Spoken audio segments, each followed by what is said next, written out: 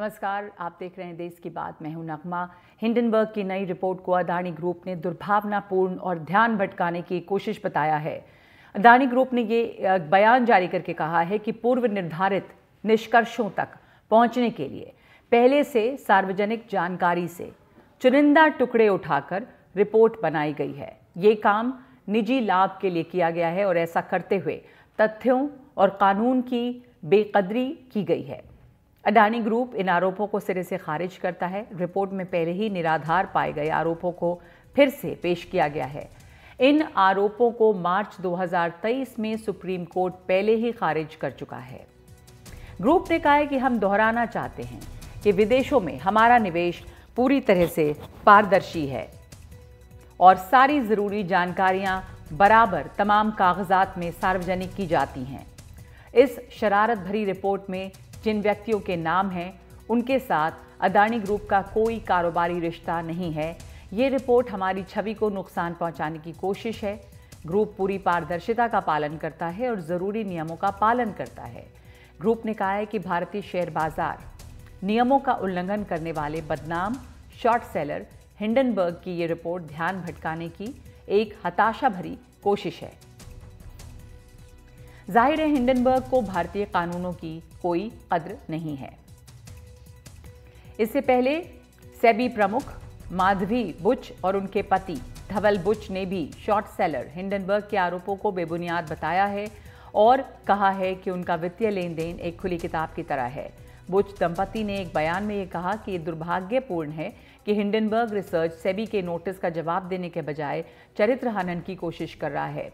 बुच दंपति ने कहा है कि उन्हें अपना कोई भी वित्तीय दस्तावेज पेश करने में कोई आपत्ति नहीं है। इसमें वो दस्तावेज भी शामिल हैं जो रिपोर्ट में जिक्र की गई अवधि के हैं। इस वक्त वो सेबी से नहीं जुड़े थे। उन्होंने कहा कि इसके अलावा पारदर्शिता के लिए हम उचित समय पर एक विस्तृत बयान जारी करेंगे। बता दें कि हिंडनबर्ग रिपोर्ट में आरोप लगाया गया है कि अदानी ग्रुप के विदेशी फंड में माधवी बुच और उनके पति धवल बुच की हिस्सेदारी थी। हमारे साथ इस वक्त जुड़ गए हैं वरिष्ठ वकील महेश जेठमलानी। बहुत धन्यवाद आपका समय देने के लिए। ये एक बार फिर से जो आरोप लगाए गए हैं महेश जेठमलानी जी, हिंडनबर्ग की रिपोर्ट में अडानी ग्रुप ने पूरी तरह से उसे खारिज किया है और ये भी बताया है कि उसमें पहले से ही जिन आरोपों को खारिज कर दिया गया था उसी को वापस पेश किया गया है और उसको तमाम जगह से रबिश किया गया था। तो इसमें क्या इस तरह की खामियां दिखाई दे रही हैं? किन बातों को दोहराया गया है जो बेबुनियाद लगती हैं? देखिए, सबसे पहले जो गढ़ है उनका उनका जो इल्जाम में जो गढ़ है वो डीआरआई का जो जांच था, ओवर वैल्यूएशन।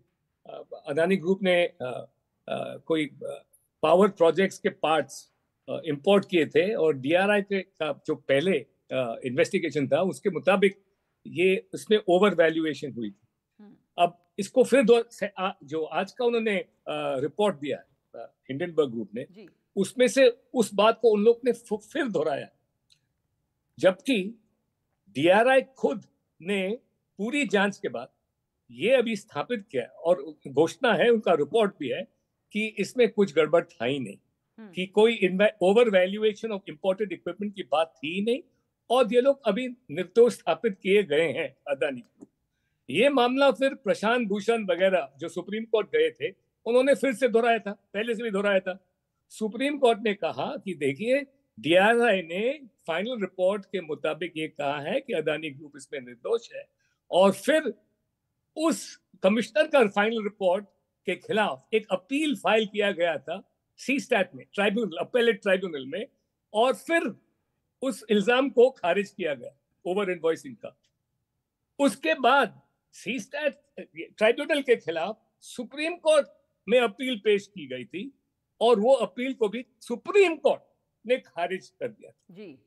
और सुप्रीम कोर्ट ने ये सेबी जो इंक्वायरी चल रही थी उसके जो जजमेंट में था, उन्होंने कहा कि ये 3 बार इसको एग्जामिन किया गया है और हमारे सामने ये फिर दोहराने की कोई जरूरत है ही नहीं है, वो अब तक वो फाइनल हुआ है और हम उसमें दखल नहीं कर सकते। और ये रूट है, ये गढ़ है जो आप देखेंगे पहले दो पैराग्राफ जो हैं ये लेटेस्ट रिपोर्ट में, मैं सिर्फ उनको पढ़ना चाहता हूं कि एक बार वो बेबुनियाद है तो फिर और कुछ नहीं रह गया।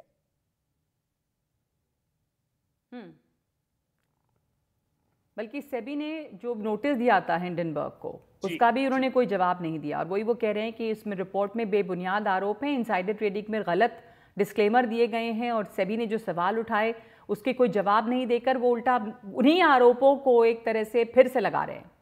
अब ये लेटेस्ट रिपोर्ट में उनका यानी स्ट्रेटेजिक रणनीति क्या है? उनका रणनीति ये है कि सेबी के जो सवाल पूछे गए हैं उनसे, और सुप्रीम कोर्ट ने सेबी को निर्देश दिया है कि कृपया आप देखिए कि जो रिटेल इन्वेस्टर्स का लॉस हुआ है ये शॉर्ट सेल के बाद या शॉर्ट सेल के वजह से, उसके बारे में कोई कानून का उल्लंघन हुआ है कि नहीं, इन भारतीय कानून के बारे में। उसका जब अभी सेबी का फर्ज बनता कि उस सुप्रीम कोर्ट के आदेश के बाद उनको इसको एग्जामिन करना चाहिए।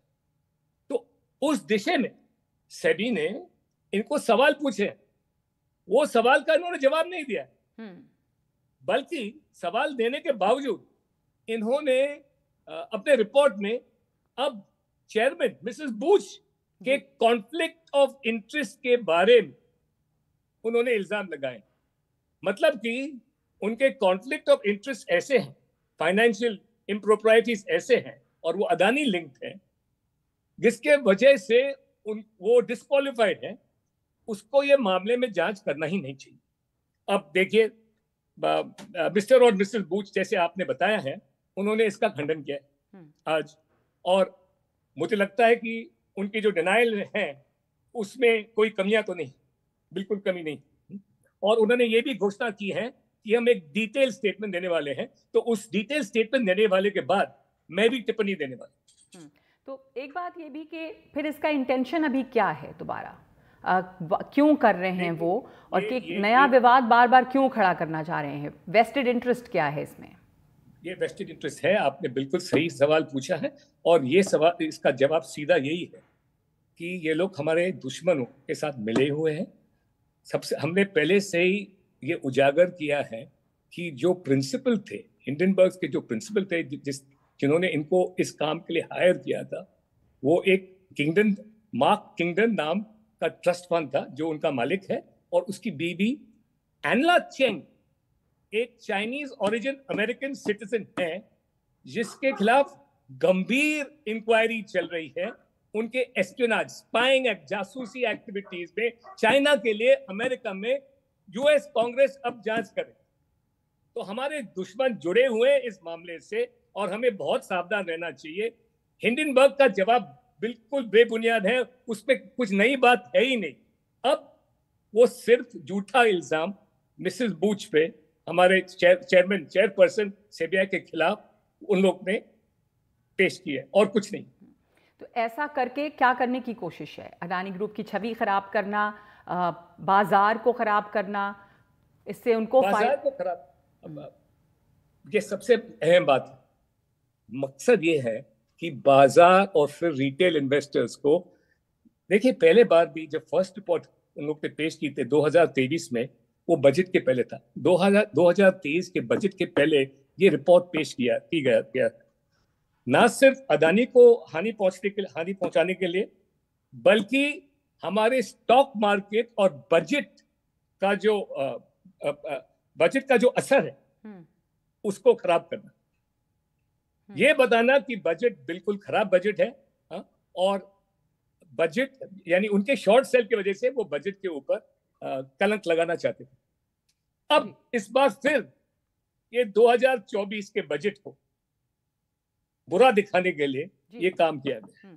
तो ये हमारे आर्थिक स्वतंत्रता के खिलाफ एक धक्का देने की कोशिश है, और आर्थिक स्वतंत्रता के खिलाफ धक्का देने की कोशिश है, अपने बाजार को हमारे कमज़ोर करने की कोशिश है, और ये एक ख़तरनाक बात है। और जेठमलानी जी, पहले भी सुप्रीम कोर्ट ने कहा था कि तीसरे पक्ष की रिपोर्ट को अंतिम सत्य नहीं माना जा सकता है।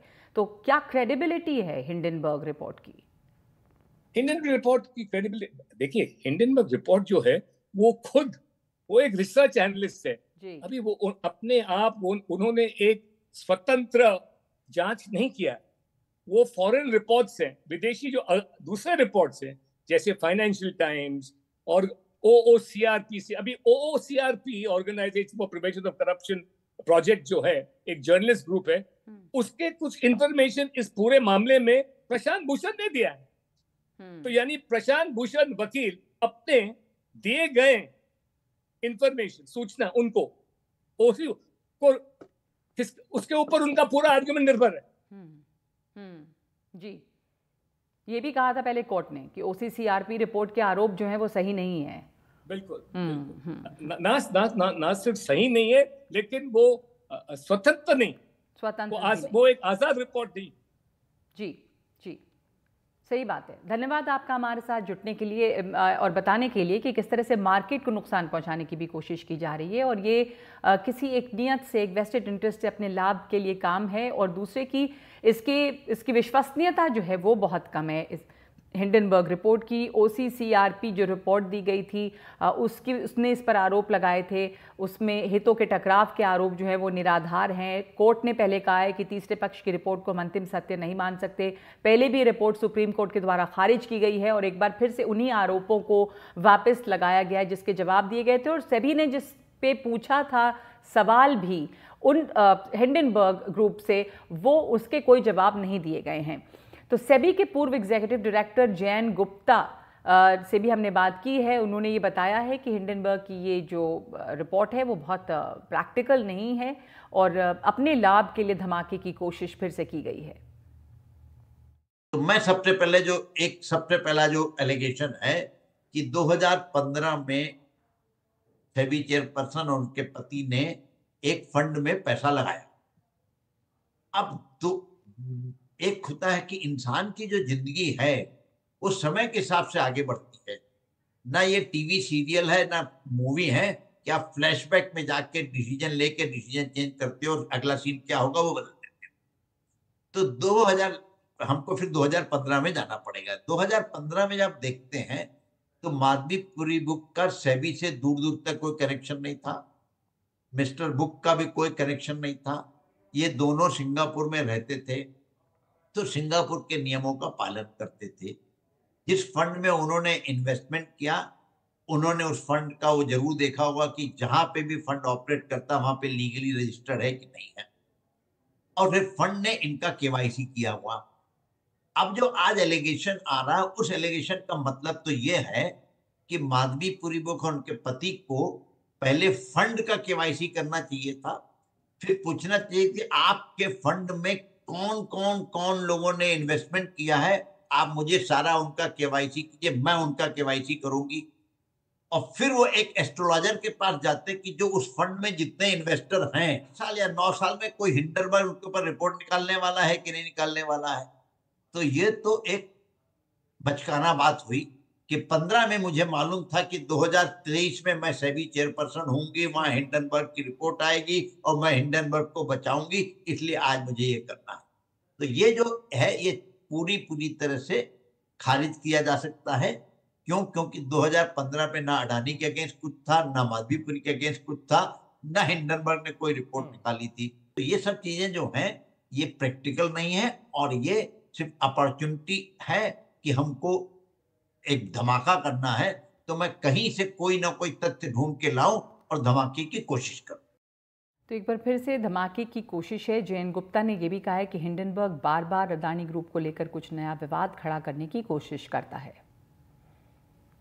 दूसरा जो एलिगेशन है वो एलिगेशन है कि माधवीपुरी बुक ने रीट्स को प्रमोट किया, और रीट्स को प्रमोट इसलिए किया कि उनके पति ब्लैकस्टोन में सीनियर एडवाइजर। अब यहाँ पे इसको कई तरीके से डिवाइड करते हैं। As a SEBI chairperson Madhabi Puri book के कई रोल हैं, और एक रोल है कि इन्वेस्टर को सारी तरह की जानकारी देना और तरह तरह के प्रोडक्ट के बारे में बताना जी। तो इन्होंने ये नहीं बताया हिंडनबर्ग ने कि कम से कम 100 कॉन्फ्रेंस में माधवीपुरी बुक ने बोला होगा कि म्यूचुअल फंड में भी इन्वेस्ट करो, 100 में बोला होगा कि बॉन्ड्स में इन्वेस्ट करो, 100 में बोला होगा कि ऑप्शन एंड फ्यूचर में इन्वेस्टमेंट ना करो। तो क्या हम यह लिंक इसलिए करें कि ऑप्शन एंड फ्यूचर को मना इसलिए कहते हैं कि मिस्टर बुक जो है किसी ब्रोकर के ऑप्शन एंड फ्यूचर के डीलर नहीं है, क्योंकि ब्लैकस्टोन में इसलिए वो ब्लैकस्टोन। तो ये सब जो चीजें हैं ये सब हम खोद के निकालते हैं कि मुझे कहीं कुछ मिल जाए। ये भी बात उन्होंने कही है कि रेगुलेटिंग बॉडी के काम करने की एक प्रक्रिया है, उस पर सवाल नहीं उठाया जा सकता। दूसरा है कि मिस्टर बुच जो है वो ऑलरेडी काफी सीनियर पोजीशन पे रह चुके हैं। ऐसा नहीं कि हिंदुस्तान लीवर में जो 35 साल global outsourcing and supply chain का लीडरशिप रोल कर रहा हो, उसको माधवीपुरी बुक की सिफारिश की जरूरत पड़े ब्लैक स्टोन में नौकरी की। अब इसमें अगला पहलू ये है कि जो रीट्स के लॉ हैं, देखिए आप रोज चैनल पे अपना करते हैं, आपने हिंदुस्तान में रेगुलेटर देखे, एक आरबीआई है, एक सेबी है, एक आईआरडीएआई है, बाकी और भी रेगुलेटर हैं। कौन सा ऐसा रेगुलेटर है जो सारे नियम पब्लिक कंसल्टेशन से बनाता हो? आरबीआई का आप मुझे कोई एग्जाम्पल बता दीजिए कि उन्होंने सारे नियम पब्लिक कंसल्टेशन से ट्रांसपेरेंट मैनर बनाए होंगे। और कोई भी नियम ऐसा नहीं होता है कि माधवीपुरी बुक सवेरे ऑफिस में आए, अपने सेक्रेटरी को बुलाए कि चलो आज ये लॉ चेंज करते हैं। सारा प्रोसेस होता है, एक कमेटी होती है, इंटरनल कमेटीज होती हैं, फिर एक्सटर्नल कमेटीज होती हैं, उनकी रिपोर्ट आती है, तो ये सब चीजें हुई। फिर रहा कि माधवीपुरी बुक के पति ने ब्लैक स्टोन में क्या रोल है वो मुझे मालूम नहीं है, तो ब्लैक स्टोन को जवाब देना पड़ेगा कि माधवीपुरी का रोल। जहां तक लेकिन मेरा अपना एक्सपेक्टेशन है कि ऐसा कुछ भी नहीं होगा कि ब्लैक स्टोन में माधवीपुरी बुक के कहने से उन्होंने आरईआईटी करा और बेनिफिट पहुंचाया।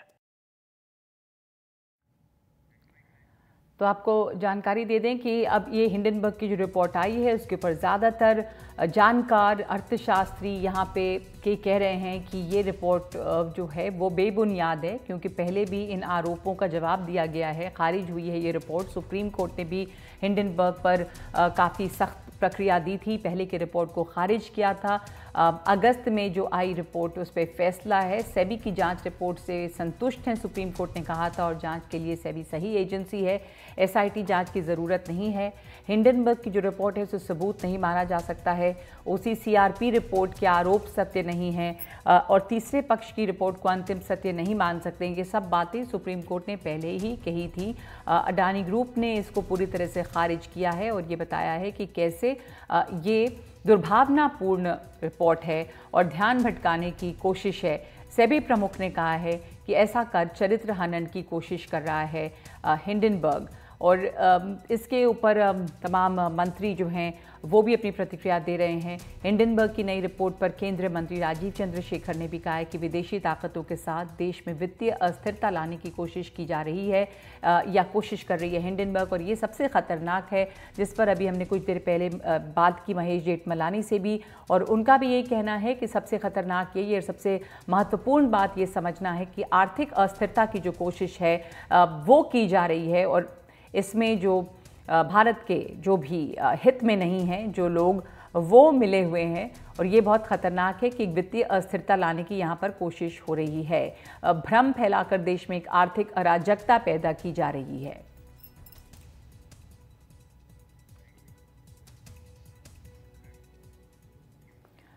तो इस रिपोर्ट के ऊपर हम चर्चा जारी रख रहे हैं कि जो नई रिपोर्ट आई है इसमें जो आरोप फिर से लगाए गए हैं वो किस तरह से बेबुनियाद हैं। उन आरोपों का पहले जवाब दिया जा चुका है, और सेबी ने जो सवाल पूछे हिंडनबर्ग से उसका जवाब न देकर वो दोबारा उन्हीं आरोपों को एक बार फिर से लगा रहा है। तो एक ब्रेक लेते हैं और लौटेंगे इस खबर पर, इस बड़ी खबर पर इसके बाद।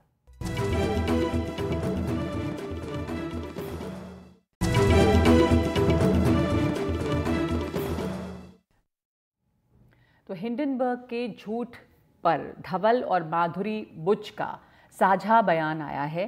धवल और माधुरी बुच का बयान ये है। माधवी आईआईएम अहमदाबाद की पूर्व छात्रा हैं। उनका बैंकिंग और वित्तीय सेवा में 20 साल से ज़्यादा का करियर है। माधवी का ज़्यादातर कार्यकाल आईसीआईसीआई ग्रुप में। धवल बुच आईआईटी दिल्ली के पूर्व छात्र हैं। धवल का हिंदुस्तान यूनि में 35 साल का करियर रहा है। Unilever global senior management team से जुड़े थे धवल। दोनों ने बचत, वेतन, स्टॉक से पैसे कमाए हैं। माधवी के वेतन को लेकर दुष्प्रचार किया गया है।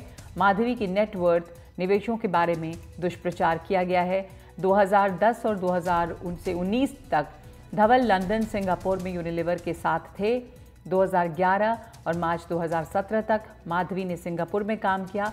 हिंडनबर्ग रिपोर्ट में बताए फंड में निवेश 2015 में किया गया है।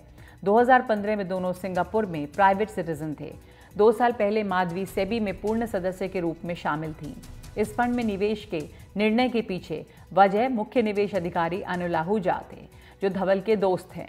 Anil Ahuja city bank, JP Morgan के पूर्व कर्मचारी हैं। अनिल के पास दशकों का मजबूत निवेश करियर। 2018 में अनिल ने फंड के CIO पद से इस्तीफा दिया। अनिल के इस्तीफे के बाद फंड में निवेश को भुनाया। कभी भी फंड ने अडानी ग्रुप में निवेश नहीं किया है, ये कहा है अनिल आहूजा ने। पिछले 2 साल में सेबी ने 300 से ज़्यादा सर्कुलर जारी किए हैं। सेबी के सर्कुलर में ईज ऑफ डूइंग बिजनेस शामिल है। सेबी के सभी नियम इसके बोर्ड से स्वीकृत हैं। सेबी के जरिए किसी पक्ष को लाभ पहुंचाने की बात गलत है। तो हमारे साथ जुड़ गए हमारे सहयोगी आशीष भार्गव। आशीष, इसमें जो ज़्यादातर वकील और तमाम लोगों के बयान आ रहे हैं जिनसे हमने भी बात की है, उसमें ये साफ है कि सुप्रीम कोर्ट ने भी इससे पहले खारिज किया है और उन्हीं आरोपों को दोबारा से लगाया जा रहा है जिनका जवाब सेबी ने मांगा। वो आरोप ही फिर से लगाए जा रहे हैं, इसलिए इसको बेबुनियाद बताया जा रहा है। और सुप्रीम कोर्ट ने कई ग्राउंड पर इस रिपोर्ट को पहले बेबुनियाद बताया है और ये भी कहा है कि जो तीसरा पक्ष है उसकी कोई भी रिपोर्ट जो है उसको आप पूर्ण सत्य नहीं मान सकते हैं। तो किन ग्राउंड्स पे से खारिज किया गया है? आपकी जिनसे बात हुई होगी वो क्या कह रहे हैं वो लोग?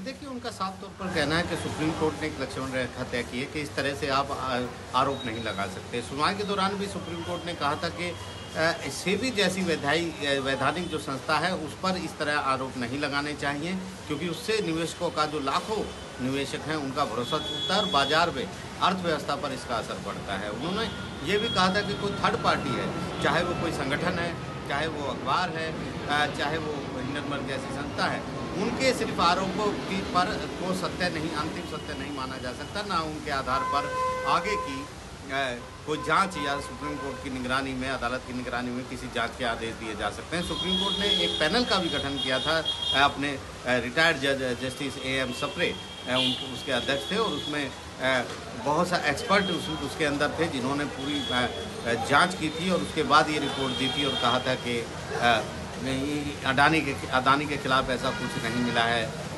सुप्रीम कोर्ट में अपनी रिपोर्ट, स्टेटस रिपोर्ट दाखिल की थी, एक्सपर्ट पैनल ने सुझाव भी दिए थे।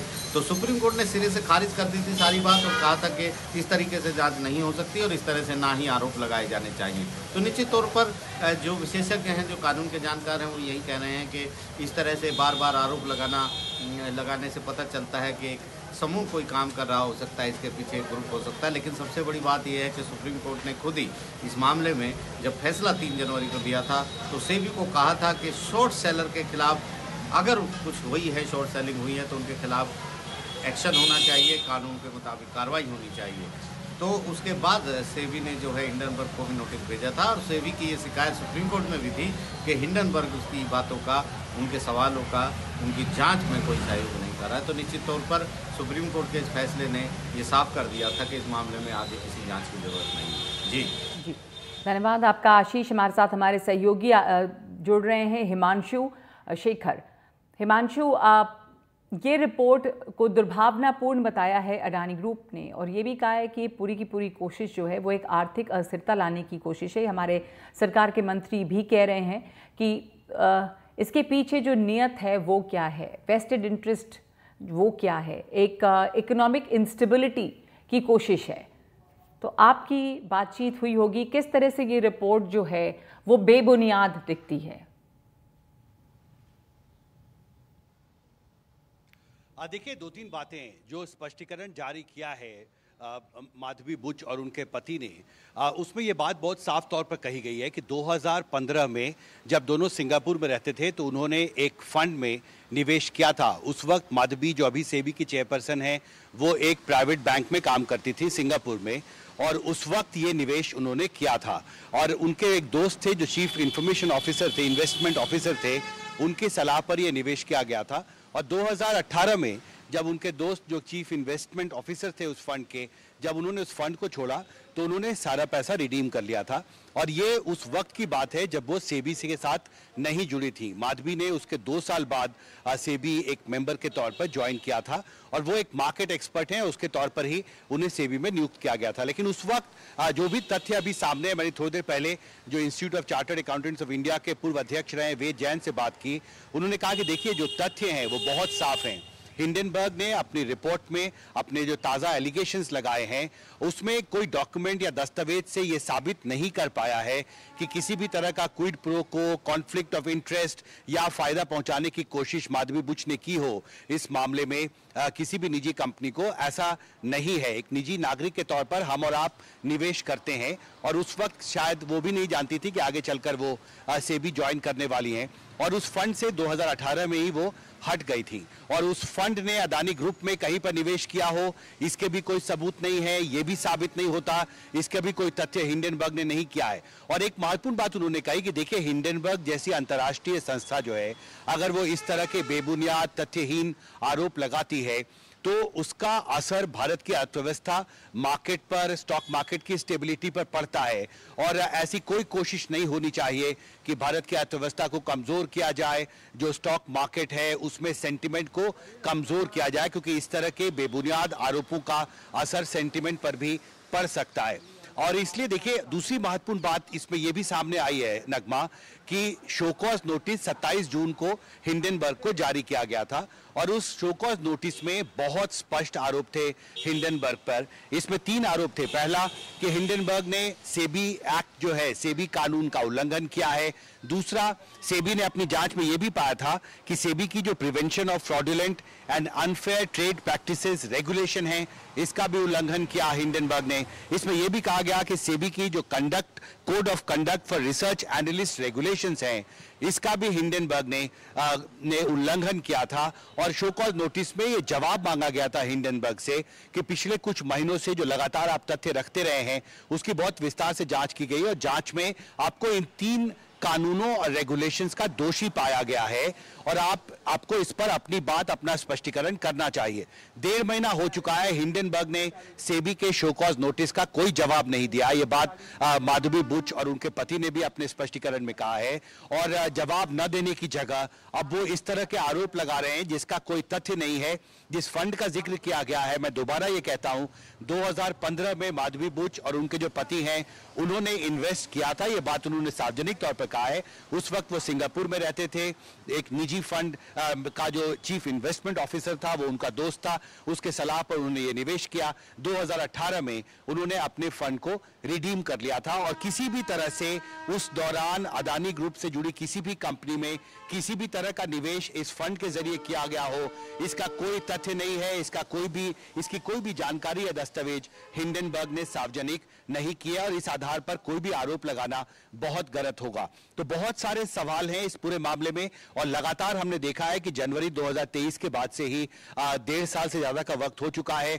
हिंडनबर्ग ने लगातार एक के बाद एक आरोप लगाए हैं, पर जब उनसे सवाल जवाब हुआ है, जब मामले की जांच हुई है तो कोई भी तथ्य जो है वो अभी तक साबित नहीं हो पाया है। और इससे कई सवाल खड़े होते हैं नगमा, जो सवाल आपने पूछा था कि क्या एक कोशिश की जा रही है इन आरोपों, इन रिपोर्टों के जरिए भारत की अर्थव्यवस्था को कमजोर करने की, स्टॉक मार्केट में जो सेंटिमेंट है, मार्केट सेंटिमेंट है, उसको कमजोर करने की। और सबसे महत्वपूर्ण बात कि जब आप एक जांच एजेंसी जो आपके खिलाफ जांच कर रही है, जब आप उल्टे उसके ऊपर सार्वजनिक तौर पर आरोप लगाते हैं तो इससे आपकी मंशा पर कई बड़े सवाल खड़े होते हैं, क्योंकि कोई तथ्य आपने सार्वजनिक नहीं किया है जिससे आपके आरोप साबित होते हो। जी नगमा जी, हिमांशु बहुत धन्यवाद आपका। आपने सही जानकारी दी हमें विस्तार में कि किस तरह से आरोप कोई साबित नहीं हो रहे हैं, तथ्य नहीं है लेकिन आरोप लगाए जा रहे हैं बार बार, और जो एजेंसी जांच कर रही है उसके ऊपर आरोप लगाए जा रहे हैं। तो हिंडनबर्ग की जो रिपोर्ट, इसके तमाम आरोपों को खारिज कई तरफ से किया गया है। IIFL ने भी इसे खारिज किया है।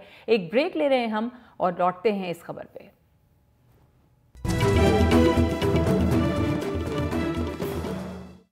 IIFL ने हिंडनबर्ग के आरोपों को खारिज कर दिया है। IIFL ने कहा कि जिस फंड में माधवी पुरी बुच और उनके पति ने निवेश किया था उसने अपने पूरे कार्यकाल में अडानी समूह में कोई निवेश नहीं किया था। फंड में उनका निवेश 1.5% था और इन्वेस्टमेंट मैनेजर ही इसका प्रबंधन कर रहे थे।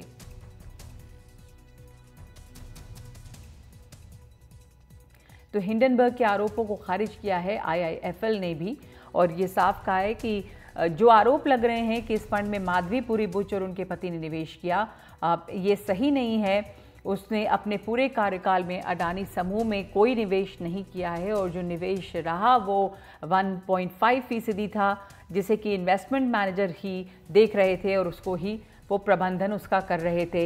हिंडनबर्ग के आरोपों को लेकर अर्थशास्त्री वेद जैन ने NDTV से कहा कि सेबी की चेयरपर्सन ने जो स्पष्टीकरण दिया है वो बिल्कुल सही है। उन्होंने कहा है कि 2015 में सेबी चेयरपर्सन ने जो निवेश किया वो एक निजी व्यक्ति के तौर पर किया गया था, तब वो एक प्राइवेट बैंक में काम करती थी। हिंडनबर्ग के ताजा आरोपों पर सेबी प्रमुख माधवी बुच और उनके पति ने एक विस्तृत बयान जारी किया है। इस बात करने के लिए मेरे साथ हैं वेद जैन, जो institute of chartered accountants of India के पूर्व अध्यक्ष हैं और अर्थशास्त्री हैं, टैक्स विशेषज्ञ भी हैं। आप कैसे देखते हैं, आपने ये इस केस को फॉलो किया है, जो स्पष्टीकरण आया उसको कैसे देखते? देखिए, मेरे हिसाब से स्पष्टीकरण बहुत क्लियर है और जो हिंडनबर्ग ने जिस तरह की बातें करी हैं, एलिगेशन लगाई हैं, वो बहुत ठीक नहीं है। देखिए, जो चेयरपर्सन है सेबी की, she has been in private sector में बहुत देर काम किया, वर्किंग की है, और इस रिपोर्ट में हिंडनबर्ग से कोई ऐसा लिंकेज नज़र नहीं आ रहा है जिससे कि उनके कोई डिसीजन मेकिंग में कहीं इफेक्ट आए होंगे। वो हिंडनबर्ग जिस पीरियड की बात कर रहा है वो उस समय शायद ICICI बैंक में थी, as a private citizen, with a private employer. उनका हक था जो काम करने का, जो उन्होंने अपनी सैलरी है, सेविंग्स है, ESOP मिले, उन्होंने उसके हिसाब से अपनी वर्किंग की और वो इन्वेस्टमेंट की है। और इस हिंडनबर्ग की रिपोर्ट में कहीं भी हिंडनबर्ग का कोई ये क्लू नहीं आ रहा कि क्या ऐसी चीज़ है जिससे कि उनका डिसीजन मेकिंग इफेक्ट हो गया, और जहाँ पे उनका कोई कॉन्फ्लिक्ट ऑफ इंटरेस्ट सेबी की एज ए चेयरपर्सन और ए होल टाइम मेंबर नज़र आ रहा है। तो मुझे इसमें कहीं ऐसा नज़र नहीं आया, रिपोर्ट के अंदर भी हिंडनबर्ग कोई ऐसे एग्जाम्पल या इंस्टेंस नहीं दे पा रहा कि ये एक एक्टिविटी ऐसी थी जिसकी वजह से है। जो मैं समझता हूँ, हिंडनबर्ग सिर्फ ये कह रहा है कि आपने एक फंड में इन्वेस्टमेंट की है, जिस फंड ने भी अडानी ग्रुप में कुछ इन्वेस्टमेंट किसी समय में की थी, लेकिन वो इस बात को बिल्कुल भूल गए कि क्या उस एक फंड के पास तो बहुत सारे पैसे होते हैं, उस फंड में हो सकता है चेयरपर्सन की उस समय जब प्राइवेट सेक्टर में थी कुछ इन्वेस्टमेंट आई है, लेकिन वो इन्वेस्टमेंट वहाँ गई है और उससे अडानी से क्या लिंकेज है, कोई लिंकेज नज़र नहीं आ रहा।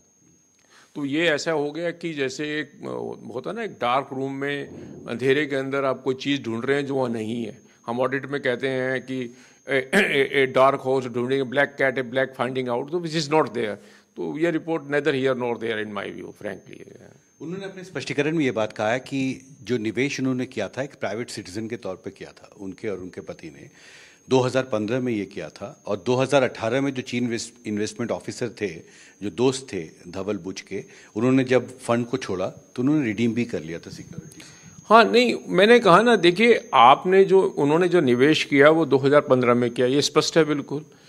अब 2015 में निवेश करने के बाद एक और स्पष्टीकरण आया है जो कि उनके फंड मैनेजर ने दिया है कि उस पैसे का किसी भी स्टेज पे कोई अडानी ग्रुप के अंदर इन्वेस्टमेंट नहीं आया किसी भी तरह से। कोई एक फंड के पास, जैसे मैं आज की डेट में एक प्राइवेट सिटीजन हूँ, मैं अपने एज ए प्रोफेशनल काम करता हूँ, मेरी जो सेविंग्स है मैं कहीं इन्वेस्ट करता हूँ, बहुत जगह इन्वेस्ट करता हूँ, और कल को मुझे कहें जी आपने वहाँ निवेश क्यों किया था, अब ये तो बड़ा मुश्किल है जवाब देना कि मैंने क्यों किया, और फिर आप ये निष्कर्ष निकालें कि ये आपने निवेश इसलिए किया था कि आप 3 साल के बाद सेबी में कुछ इन्वॉल्व होने जा रहे थे और आप वहाँ बेनिफिट देने चाह रहे थे, इसलिए निवेश किया।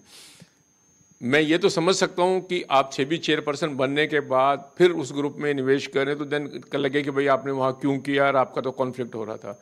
ये निवेश 2015 का है और I think she has come to the SEBI much later on, और उस निवेश का उससे कोई लिंक भी कहीं नज़र नहीं आ रहा। तो ऐसा कोई मुझे नहीं लगता, ये तो आई डोंट थिंक कि बहुत कोई ठीक तरह से कोई ऐसा कोई एलिगेशन लगाने की कोशिश किया है। और फ्रेंकली स्पीकिंग इतने इस इकोनॉमिक एनवायरनमेंट में और ऐसी सेंसिटिव पोजीशन पे, पर्टिकुलरली सेबी चेयरपर्सन की बहुत सेंसिटिव पोजीशन है, कैपिटल मार्केट को कंट्रोल करती हैं, तो उसमें इस तरह का वेग एलिगेशन लगाना मेरे हिसाब से ठीक नहीं है। लगता है ये एक तरह से आगे के लिए गलत प्रेसिडेंट भी सेट करता है, छवि खराब होती है भारत? मैं इसका दूसरा बात कहूँगा। देखिए, जो आदमी एलिगेशन लगाता है जिम्मेवारी उसके ऊपर भी बहुत भारी है। हिंडनबर्ग को भी ये समझना चाहिए कि आप जो बातें कह रहे हैं उससे कि इंडिया की इकोनॉमिक पे, इंडिया की कैपिटल मार्केट कैपिटल पे कितना इम्पैक्ट पड़ सकता है। तो आपके ऊपर बहुत भारी जिम्मेवारी है। आप गैर जिम्मेदाराना ऐसा एलिगेशन लगा के आप मार्केट को डिस्टेबलाइज करने की कोशिश करेंगे तो ये गलत हो जाएगा। देखिए, जैसे जैसे आपकी पोजीशन है, आई बिलीव हिंडनबर्ग भी एक अच्छा अपना ग्रुप है, बड़ा ग्रुप है, उसकी अपनी हो सकता है रेपुटेशन हो, लेकिन उसके ऊपर उतनी भारी जिम्मेवारी होती है कि जब वो बातें कहें, क्योंकि वो दूसरे का रेपुटेशन के अलावा उसको मार्केट को और इंडियन इकोनॉमी को इम्पैक्ट करता है। तो आप उतनी जिम्मेवारी रखें कि आप ऐसी सेंसेशनल न्यूज़ नहीं दें जिससे कि दूसरे का करेक्टर और दूसरे के ऊपर छवि खराब हो और देश की अर्थव्यवस्था पे भी नुकसान आए। हमसे बात करने के लिए आपका बहुत बहुत शुक्रिया। तो दिल्ली से मेरे कैमरा सहयोगी स्टीफन के साथ हिमांशु शेखर, एनडीटीवी इंडिया।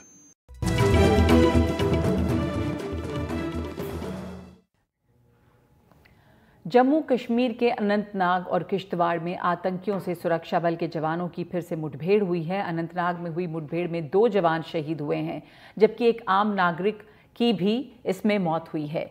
इस मुठभेड़ के दौरान एक जवान घायल है। ये मुठभेड़ कल दोपहर अनंतनाग के एलन गडोले के जंगलों में हुई। मुठभेड़ खत्म होने के बाद सेना ने इलाके में सर्च ऑपरेशन चलाया है। वहीं किश्तवाड़ में आतंकियों से सुरक्षा बल के जवानों की मुठभेड़ हुई है। यहां एक पुलिस स्टेशन के पास कल रात को आतंकियों और सुरक्षा बलों के बीच गोलाबारी हुई थी। कुछ राउंड फायरिंग भी हुई, जिसके बाद से इलाके में तलाशी अभियान चलाया जा रहा है।